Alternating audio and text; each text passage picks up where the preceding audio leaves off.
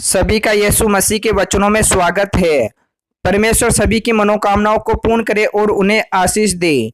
परमेश्वर के वचन आज आप लोगों के लिए बहुत ही शक्तिशाली होने वाले हैं।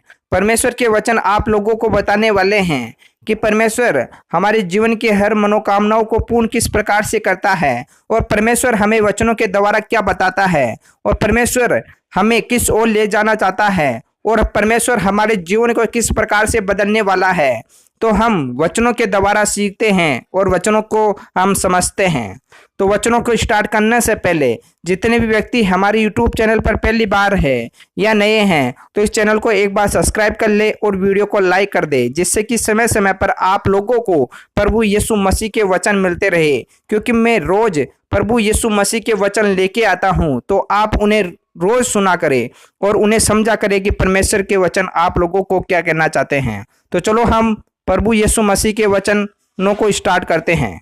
प्रभु यीशु मसीह का वचन है, हे भाइयों, मैं नहीं चाहता कि तुम इस बात से अज्ञात रहो कि हमारे सब बाप दादे बादल के नीचे थे और सब के सब समुद्र के बीच से पार हो गए और सब ने बादल में और समुद्र में मूसा का बपतिस्मा लिया और सब ने एक ही आत्मिक भोजन किया और सब ने एक ही आत्मिक जल पिया, क्योंकि वे उस आत्मिक चट्टान से पीते थे जो उसके साथ साथ चलती थी और वह चट्टान मसीह था।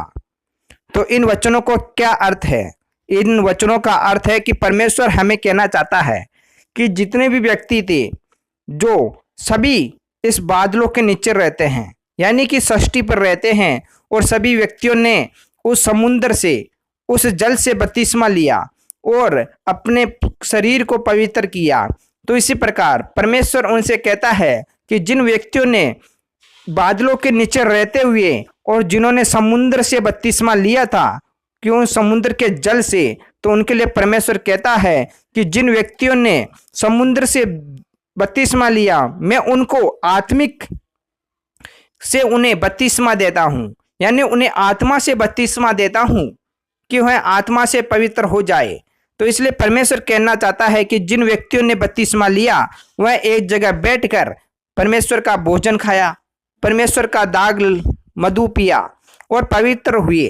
तो परमेश्वर उन्हें समझाना चाहता है कि जो व्यक्ति मुझ पर विश्वास करता है और जो मेरे नियमों पे चलता है, मेरे बताए हुए रास्तों पे चलता है, तो परमेश्वर कहता है कि उन व्यक्तियों को कि वह उन बातों से अज्ञात न रहे जो मैं उनको वह बातें बताना चाहता हूँ कि इस संसार के अंदर परमेश्वर है। इस परमेश्वर ने ही इस सृष्टि का निर्माण किया है। इन सभी जीव जंतुओं को, मनुष्य को बनाने वाला भी परमेश्वर है। परमेश्वर हमारे शरीर को बनाया। आदम और हवा नामक दो प्राणी इस सृष्टि पर उनका निर्माण किया, जिससे आज हम इस संसार के अंदर इतना बड़ा उनका वंशज है। तो इस प्रकार परमेश्वर ने नर और नारी करके हमें बनाया है। तो परमेश्वर ने हमें इतना ज्ञान और सद्बुद्धि देने वाले हैं। परमेश्वर चाहता है कि कोई भी व्यक्ति मेरे वचनों से अधूरा ना रहे, कोई भी व्यक्ति ये जानता हुआ अनजान ना बने कि इस दुनिया के अंदर परमेश्वर है। लेकिन मैं आज का समय बता दूं आपको, सभी व्यक्ति परमेश्वर को जानना नहीं चाहते हैं, सभी व्यक्ति परमेश्वर से अनजान रहना चाहते हैं।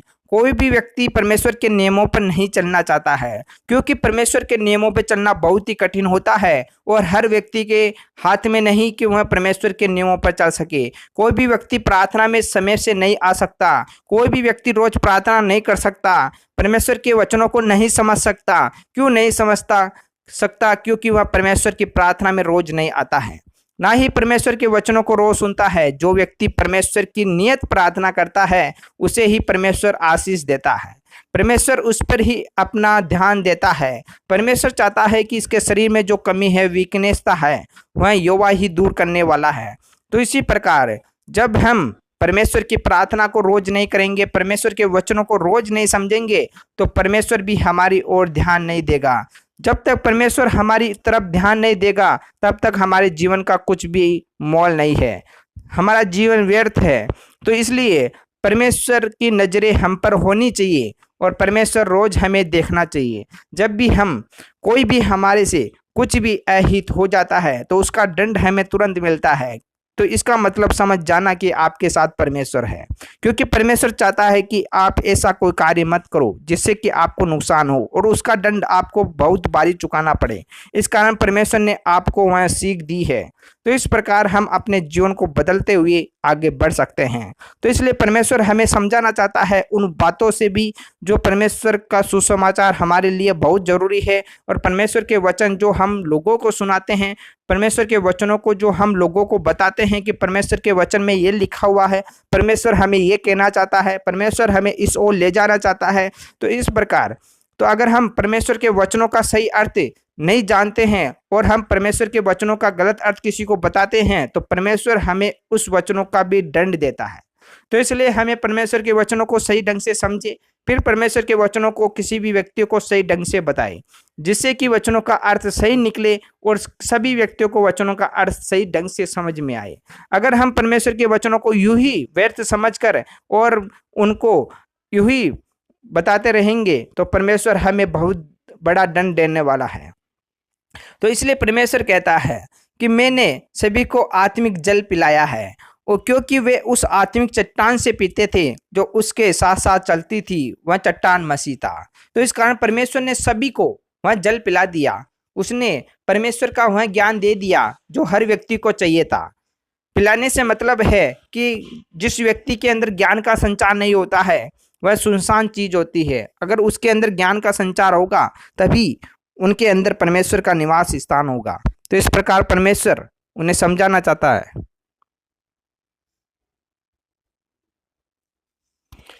नेक्स्ट वचन है, तुम किसी ऐसी परीक्षा में नहीं पड़े जो मनुष्य के सहने से बाहर है।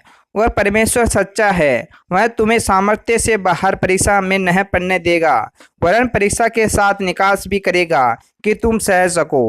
तो इस प्रकार परमेश्वर हमें इस वचन के द्वारा यह समझाना चाहता है कि मैं तुम लोगों को ऐसी परीक्षाओं के अंदर नहीं पड़ने दूंगा जो आपके सहने से बाहर होगी, जो आप उन परीक्षाओं को सहन नहीं कर सकते, उन परीक्षाओं से नहीं गुजर सकते। आपके शरीर के अंदर वो ताकत नहीं है जिससे आप सह सकते हो। मैं आपको वह पीड़ाएं और दुख नहीं दूंगा जिसके कारण आप दुखित हो, परेशान हो, टेंशन और चिंताओं से आप इतने ग्रसित हो जाओ।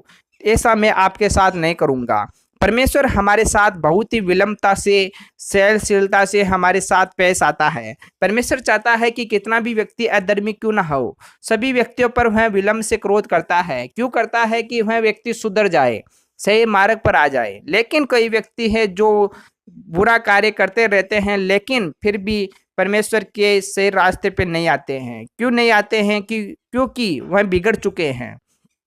आप बिगड़े हुए व्यक्तियों को सुधारना चाहते हो तो वह नहीं सुधर सकता, क्योंकि उन्हें सिर्फ यहोवा सुधार सकता है। लेकिन यहोवा उनकी तरफ ध्यान नहीं देता है। क्यों नहीं देता है? क्योंकि परमेश्वर चाहता है कि इन व्यक्तियों को नरक में जाने दो। तो इस कारण परमेश्वर उनकी तरफ ज्यादा ध्यान नहीं देता है। परमेश्वर उनको जानने की कोशिश भी नहीं करता है। परमेश्वर ने इस सृष्टि पर बहुत से व्यक्तियों को जन्म दिया है और सब व्यक्ति प्रभु यीशु मसीह के हैं। तो इसलिए हमें परमेश्वर पर विश्वास करते हुए हमें आगे बढ़ना होगा। अगर हम परमेश्वर पर विश्वास करते हुए आगे नहीं बढ़ते हैं तो हमारे जीवन में बहुत से दुख और तकलीफें आएंगे, और उन दुख और तकलीफों में हम पड़ते रहेंगे और हमारा नुकसान होता रहेगा। तो हमें परमेश्वर से प्रार्थना करना होगा, परमेश्वर के वचनों को सुनना होगा और समझना होगा कि परमेश्वर के वचन हमें क्या कहना चाहते हैं। तो इसलिए परमेश्वर कहता है कि मैं उन लोगों को इतनी परीक्षाओं के अंदर नहीं पटकूंगा जो उनके सहने से बाहर होगी। तो इस प्रकार परमेश्वर उनका साथ देना चाहता है, और परमेश्वर चाहता है कि जितने भी व्यक्ति है वह सच्चाई के मार्ग पर चले। उन्हें परमेश्वर राह दिखाने वाला है। उनका रास्ता जो कांटों के अंदर है उन्हें फूलों में बदलने वाला है। परमेश्वर उनकी सहायता और मदद करने वाला है।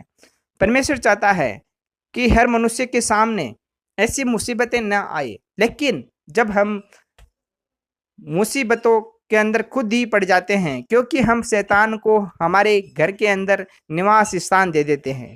क्योंकि जब हम परमेश्वर की प्रार्थनाएं नहीं करते हैं, परमेश्वर के वचनों को हम गुणगान नहीं करते हैं, तब हमारे जीवन में शैतान का निवास हो जाता है, और शैतान हमें जकड़ लेता है और हमें कई प्रकार के दुख और पीड़ाएं देता है।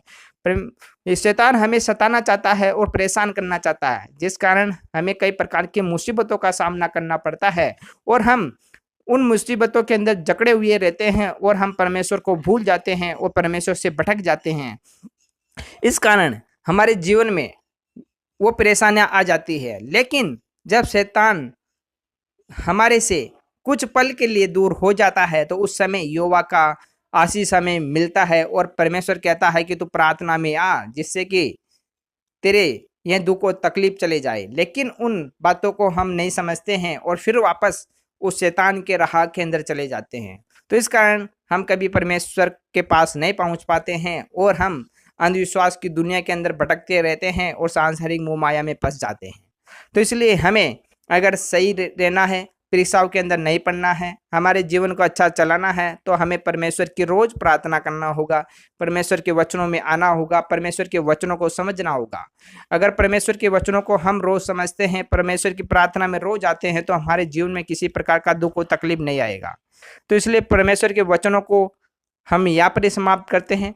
नेक्स्ट वीडियो के अंदर फिर आपके लिए परमेश्वर के वचन लेके आऊँगा। तब तक के लिए आप सभी को धन्यवाद और सभी को आमीन आमीन आमीन।